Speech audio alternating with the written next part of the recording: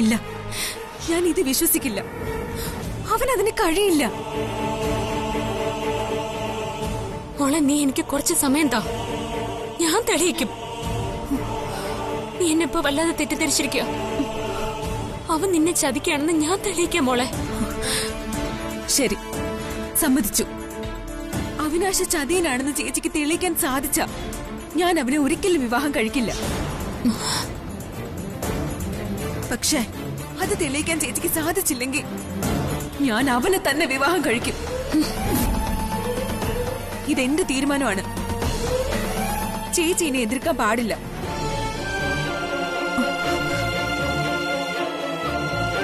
നീ അവനെ എത്ര അന്ധമായിട്ട് മോളെ വിശ്വസിക്കുന്നെ? അത് തെളിയിക്കാനല്ലേ ഞാൻ ചേച്ചിയോട് പറയുന്നത്. തെളിയിക്ക്. എന്നാ ഞാൻ ചേച്ചി പറയുന്നത് പോലെ കേൾക്കാം. ഇല്ലെങ്കിൽ ഞാനും അവിനാശും തമ്മിലുള്ള വിവാഹത്തിന് ചേച്ചി സമ്മതിക്കണം. സമ്മതിക്കാം. പക്ഷേ അതുവരെ നീ എന്റെ കൂടെ താമസിക്കണം, അമരാവതിയിൽ. എന്താ, സമ്മതാണോ?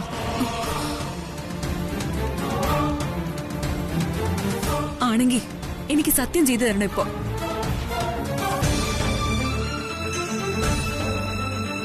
എന്താ, വാക്ക് തരാൻ പറ്റില്ലേ? അപ്പോ ചേച്ചി പറഞ്ഞതെല്ലാം അസത്യമാണല്ലേ?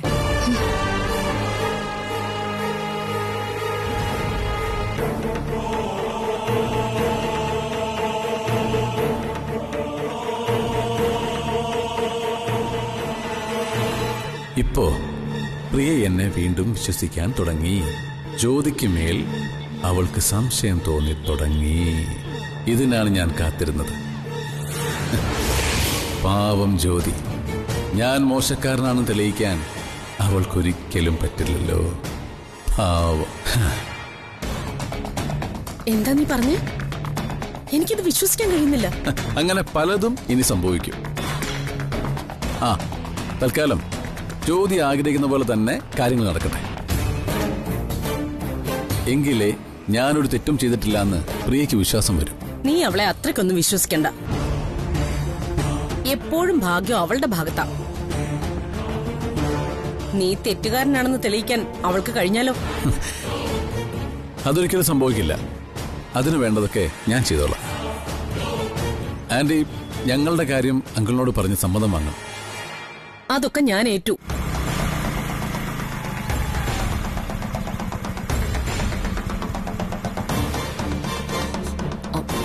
ദേ, അവള് വന്നെന്ന് തോന്നുന്നു. ഞാൻ പിന്നെ വിളിക്കാം.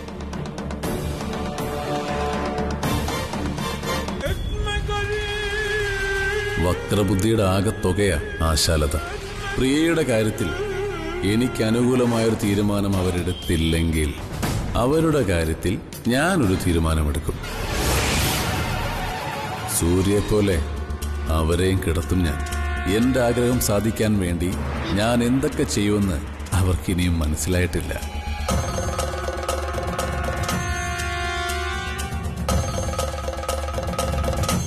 ഈ ആശാലതയെ പറ്റിക്കാൻ അവനിനി 2 ജന്മം ജനിക്കണം. അമ്മേ,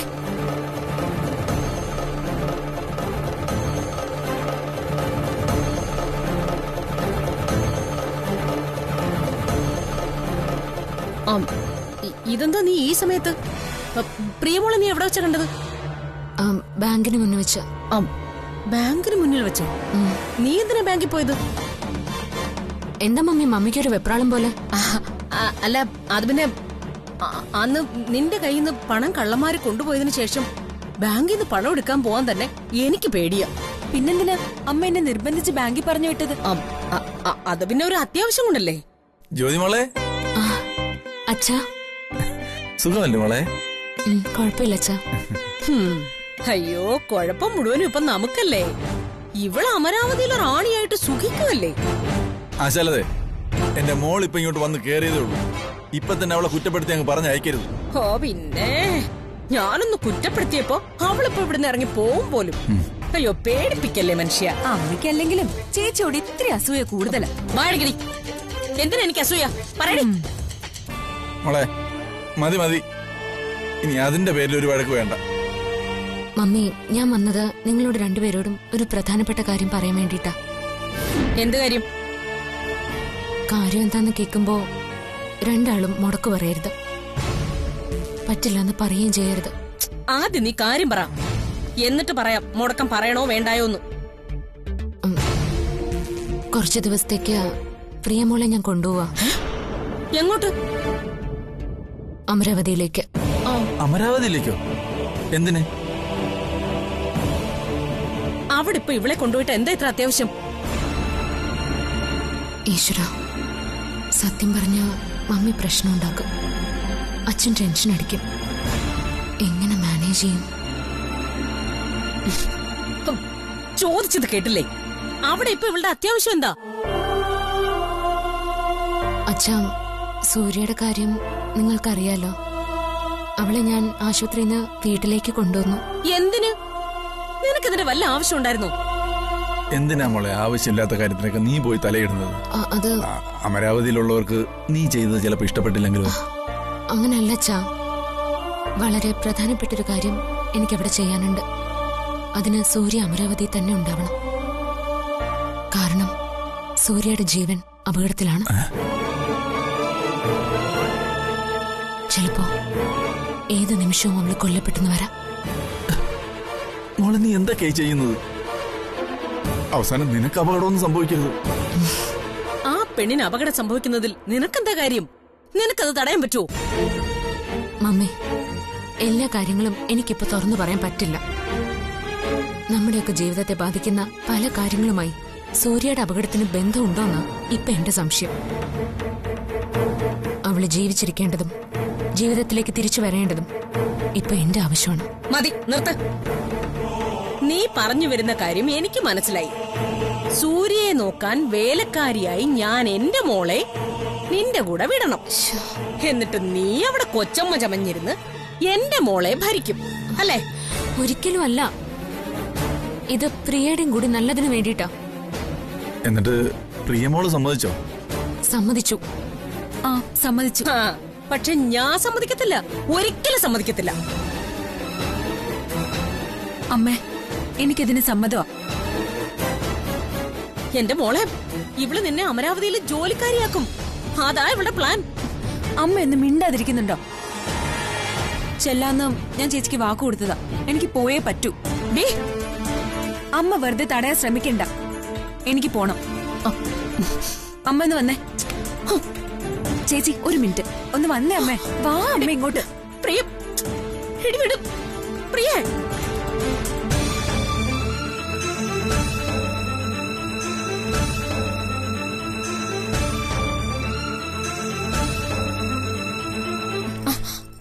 എന്റെ അമ്മേ, ഞാൻ അവിടെ പോകുന്നതിന്റെ ഉദ്ദേശം എനിക്ക് മനസ്സിലായി. അവിനാശ് നല്ലവനാണോ അല്ലയോ എന്ന് നിനക്കറിയണം, അല്ലേ? അപ്പോ അമ്മയ്ക്ക് കാര്യം മനസ്സിലായി. ഇപ്പോഴത്തെ അവസ്ഥയിൽ ഇത് വേണോ? സൂര്യയെ നോക്കാൻ നീ പോണോ? വേണം. എന്നാ പിന്നെ അത് തന്നെ നടക്കട്ടെ. പിന്നെന്തിനാ അമ്മ ആദ്യം എതിർത്തത്? ഞാൻ പെട്ടെന്ന് സമ്മതിച്ച ജ്യോതിക്ക് സംശയം തോന്നും. അത് മാത്രമല്ല, അവിനാശിന്റെ കാര്യങ്ങൾ എനിക്കറിയാന്ന് ജ്യോതി അറിയാനും പാടില്ല. മനസ്സിലായോ? അപ്പോ എനിക്ക് പോവാലോ അല്ലേ? പൊയ്ക്കോ. പക്ഷെ സൂക്ഷിക്കണം. നിന്നെ വിശ്വസിപ്പിക്കാൻ അവൻ എന്ത് നാടകവും കളിക്കും. അമ്മ ടെൻഷൻ അടിക്കണ്ട. സത്യം ആരുടെ ഭാഗത്താണെന്ന് ഞാൻ കണ്ടുപിടിക്കും. പക്ഷേ അമ്മ എനിക്കൊരു വാക്ക് തരണം. എന്തു വാക്ക്? അവിനാശ് കൊള്ളരുതാത്തവനാണെന്ന് ചേച്ചിക്ക് പ്രൂവ് ചെയ്യാൻ കഴിഞ്ഞില്ലെങ്കിൽ എന്റെ അവിനാശിന്റെ കല്യാണത്തിന് എതിരെ നിൽക്കില്ല എന്ന് ചേച്ചി എനിക്ക് വാക്ക് തന്നു.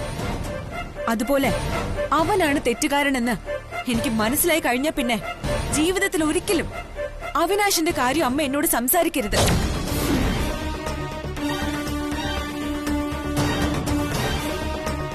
പിന്നീട് ഒരിക്കലും അവനെ കല്യാണം കഴിക്കാൻ എന്നെ നിർബന്ധിക്കുകയും ചെയ്യരുത്. ഇല്ല, ഒരിക്കലും ഇല്ല.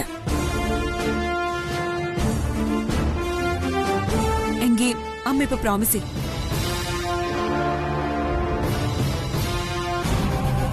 ഉറപ്പ്.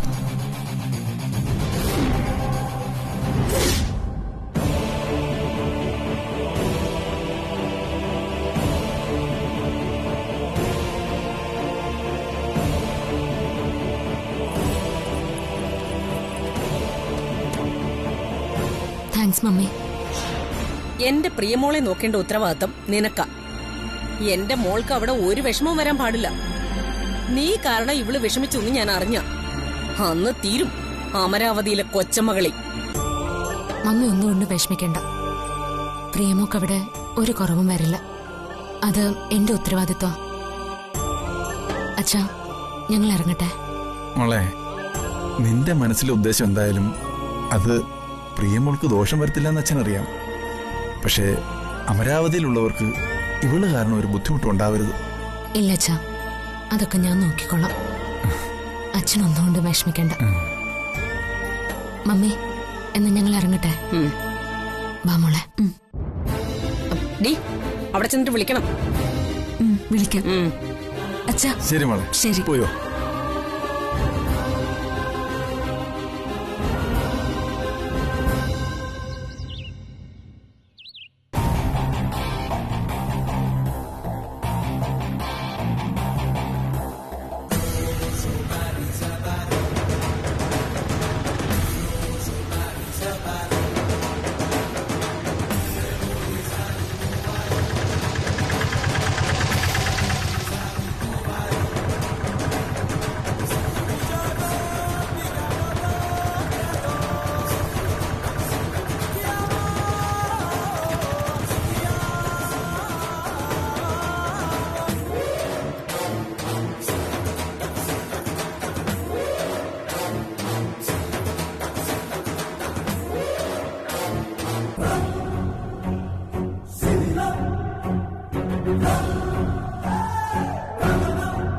വാ.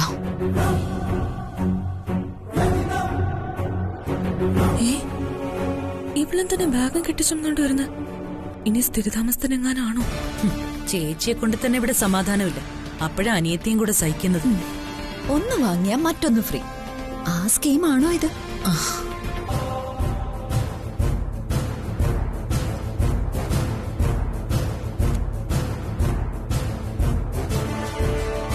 ഇവളിവിടെ വിരുന്ന് പാർക്കാൻ വന്നതോ അതോ സ്ഥിരമായിട്ടങ്ങ് കൂടാൻ വന്നതോ? എന്താ അനിയത്തിയും കൂട്ടി പെട്ടിയും കിടക്കയൊക്കെ എടുത്തുള്ള ഈ വരവിന്റെ ഉദ്ദേശം? വിരുന്നുകാരി സാധാരണ പെട്ടിയും കിടക്കെ എടുത്ത് വരാറില്ലല്ലോ മായേച്ചി. ആ, അപ്പൊ കുടികിടപ്പ് തന്നെ ഉദ്ദേശം. എന്താ കടക്കാര് വലുതും വന്ന് വീട്ടിൽ നിന്ന് ഇറക്കി വിട്ടോ? ബാക്കിയുള്ളവരൊക്കെ പിന്നാലെ വരുവോ? തൽക്കാലം ഞാൻ ഇവളെ കൂട്ടിക്കൊണ്ടു വന്നത് ഇവിടെ നിൽക്കാൻ വേണ്ടി തന്നെയാണ്. പക്ഷെ അത് സ്ഥിരമായിട്ടല്ല, തൽക്കാലത്തേക്ക് മാത്രം.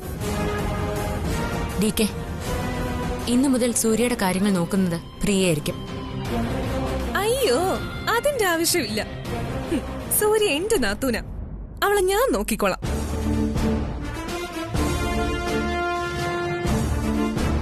സൂര്യയെ നോക്കാൻ നിന്റെ അനിയത്തിയെ കൊണ്ടുവരുന്ന കാര്യം നീ ഇവിടെ ആരോടെങ്കിലും ആലോചിച്ചോ? ചോദിച്ചിട്ടില്ലേ? സൂര്യയുടെ കെയർടേക്കറായി പ്രിയയുടെ ആവശ്യം എന്താ? ഇക്കാര്യം ആലോചിക്കാതെ ചെയ്തത് ശരിയാണോ? ആരോടും എനിക്ക് ആലോചിക്കാൻ പറ്റിയില്ല. സോറി. സൂര്യ കൊണ്ടുവന്നപ്പോ നീ പറഞ്ഞു അവളെ നീ തന്നെ നോക്കിക്കോളാന്ന്. എന്നിട്ടിപ്പോ എന്തേ? നിന്നെ കൊണ്ട് പറ്റുന്നില്ലേ? ഇവൾക്ക് എന്തിനു ഒരു കൂട്ട് വേണം? ഇവളെ കൊണ്ടൊന്നും ഒറ്റയ്ക്ക് പറ്റില്ല ഡി കെ. അല്ലെങ്കിൽ തന്നെ ചിത്ര അവളെ നോക്കില്ലേ? ഞങ്ങള് സഹായിക്കില്ലേ? പിന്നെന്തിനാ ഇപ്പൊ പുതിയൊരു നോട്ടക്കാരി? അല്ലെങ്കിലും ആരോടും ഒന്നും ആലോചിക്കാതെ എടുത്തുചാടി എന്തും ചെയ്യുന്നതാണല്ലോ ശീലം. ആദ്യം സൂര്യയെ കൊണ്ടുവന്നു, ഇപ്പൊ ഇവളെയും. ഇതിനൊക്കെ ഇവൾക്ക് ആരധികാരം കൊടുത്തു? മായേച്ചിയോടെങ്കിലും ഒന്ന് ആലോചിക്കാമായിരുന്നു. എന്നോട് വേണ്ട, ഞാൻ ഇവിടുത്തെ മരുമകളല്ലേ. പക്ഷേ ഈ വീടിന്റെ ഗൃഹനാഥൻ ഡി കെ ആണെന്ന കാര്യം നീ എന്താ മറന്നുപോയോ? ഞാൻ പറഞ്ഞല്ലോ, ഞാനത് ഇന്ന് ആലോചിച്ചതാ. ഞാൻ ഈ വീട്ടിലെ മറ്റു ജോലികൾ ചെയ്യുമ്പോ സൂര്യയുടെ മാത്രം കാര്യം നോക്കാൻ ഒരാൾ ഉണ്ടായേ പറ്റൂ. എനിക്ക് വിശ്വസിക്കാൻ പറ്റിയ ഒരാൾ. അതിന് തൽക്കാലം എന്റെ അനിയത്തിയേക്കാൾ പറ്റിയ ഒരാൾ എനിക്കില്ല. നിങ്ങളെയൊന്നും എനിക്ക് അത്രയ്ക്കങ്ങോട്ട് വിശ്വസിക്കാൻ പറ്റില്ലല്ലോ.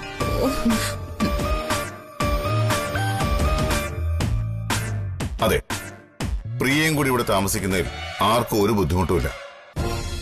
പക്ഷേ ഒരു കുടുംബത്തിൽ ഒരു തീരുമാനം എടുക്കുമ്പോൾ അത് ഏകപക്ഷീയമാകാൻ പാടില്ല. ഈ വീടിന്റെ നിയമങ്ങൾ എല്ലാവർക്കും ബാധകമായിരിക്കണം. എന്റെ പൊന്നു ചേട്ടാ, ഞാൻ ഈ വീടിന്റെ നിയമത്തിനെതിരായി ഒന്നും ചെയ്തിട്ടില്ല. ഇനി പുതിയ നിയമങ്ങൾ വല്ലതും ഉണ്ടെങ്കിൽ വീടിന്റെ മുമ്പിലൊന്ന് എഴുതി വെച്ചാൽ നന്നായിരിക്കും. കാരണം പുറത്തുനിന്ന് വരുന്നവരാണല്ലോ ഈ നിയമങ്ങളൊന്നും അറിയാണ്ട് വരുന്നത്. ഞാൻ ഈ വീട്ടിലൊരു അംഗമാണ്, നിങ്ങളുടെ ഭാര്യയാണ്. ഈ വീട്ടിലെ ഒരു നിയമവും ഞാനായിട്ട് ഇന്ന് വരെ ലംഘിച്ചിട്ടില്ല.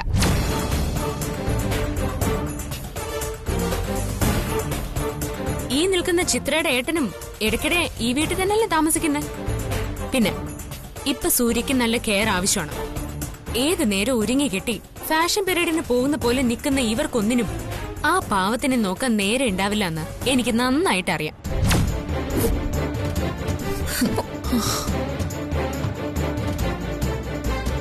DK, എനിക്ക് സൂര്യയെ പഴയ നിലയിലേക്ക് കൊണ്ടുവരണം. ജീവനോടെ തിരികെ കൊണ്ടുവരണം. അതിന്റെ കാരണം എന്താന്ന് കുറച്ചെങ്കിലും നിങ്ങൾക്ക് ഊഹിക്കാൻ കഴിയും. ഇനി സൂര്യക്ക് ഒരു അപകടവും പറ്റിക്കൂടാ. ഞാൻ വേണമെങ്കിൽ ഇവിടെ പറഞ്ഞുവിടാം. പക്ഷെ 24 മണിക്കൂറും കണ്ണിൽ എണ്ണയൊഴിച്ച് സൂര്യയുടെ ജീവൻ രക്ഷിക്കാൻ ചിത്ര തയ്യാറാവണം. അങ്ങനെയാണെങ്കിൽ ഞാനും ചിത്രയും കൂടി സൂര്യ നോക്കിക്കോളാം. എങ്ങനെ? നമ്മൾ രണ്ടും കൂടി നോക്കാനോ? അതെ, നിന്റെ ഉത്തരവനുസരിച്ച് സൂര്യ നോക്കാനേ എനിക്ക് പറ്റില്ല.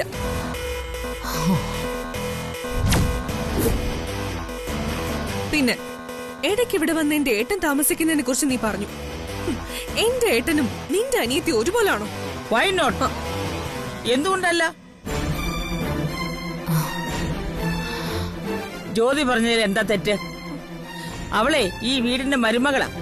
അവള് ചെയ്യുന്ന ഏത് കാര്യത്തിനും എന്റെ പെർമിഷൻ ഉണ്ട്. ഈ കാര്യം ഞാനുമായിട്ട് ആലോചിച്ചിട്ട് തന്നെയാ അവള് ചെയ്തത്, അല്ലേ ബേട്ടി?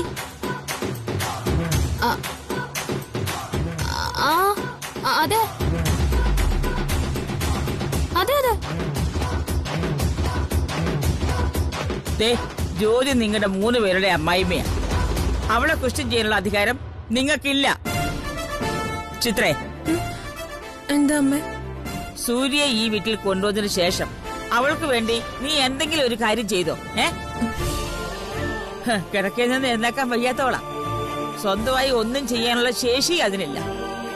അവളെ ശുശ്രൂഷിച്ച് കുളിപ്പിച്ച് വൃത്തിയായി സൂക്ഷിക്കുന്നതേ ജ്യോതിയാ. ഒരു നേരം പോലും നീ ആ മുറിയിലേക്ക് തിരിഞ്ഞു നോക്കിയിട്ടുണ്ടോ? അമ്മ, അത് പിന്നെ എനിക്ക് മരുന്നിന്റെ മണം കേട്ടോ ഛർദിക്കാൻ വരും, അതുകൊണ്ടല്ലേ. അല്ലാതെ സൂര്യയുടെ സ്നേഹക്കുറവുണ്ടായിട്ടൊന്നും അല്ല. കേട്ടില്ലേ മൈ ഡിയർ സൺ? ഇവള് പറഞ്ഞത് കേട്ടില്ലേ? മരുന്നിന്റെ മണം പോലും ജ്യോതിക്ക് വെറുപ്പില്ല. അവൾ സൂര്യക്ക് വേണ്ടി എല്ലാം ചെയ്തു. അവക്കൊരു സഹായത്തിന് പ്രിയെ കൊണ്ടുവരാൻ പറഞ്ഞതേ ഞാനാ.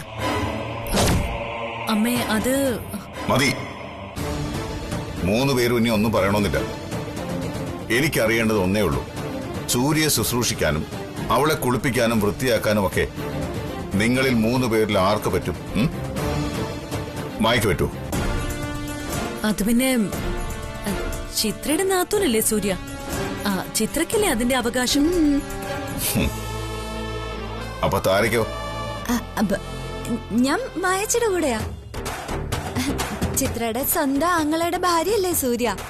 അപ്പൊ അവളെ നോക്കാൻ കടമയുള്ളത് ചിത്രയ്ക്കാ. എന്തു പറയുന്നു ചിത്രേ? ഇവര് രണ്ടുപേരും നിന്നെ കഴിഞ്ഞു. എന്താ നിന്റെ തീരുമാനം? അയ്യോ DK, എനിക്ക് അലർജിയുടെ അസുഖമുണ്ട്. ഈ സ്മെല്ലൊന്നും എനിക്ക് പിടിക്കില്ല. അപ്പൊ 3 പേർക്കും പറ്റില്ല. കൊള്ളാം മരുമക്കളെ. അപ്പോ ഞാൻ എന്റെ തീരുമാനം പറയാം. പ്രിയ സൂര്യയെ നോക്കാൻ ഇവിടെ താമസിക്കും. നിങ്ങൾ 3 പേരും ഒരു തരത്തിലും പ്രിയയെ തടസ്സപ്പെടുത്താൻ പാടില്ല. മനസ്സിലായോ?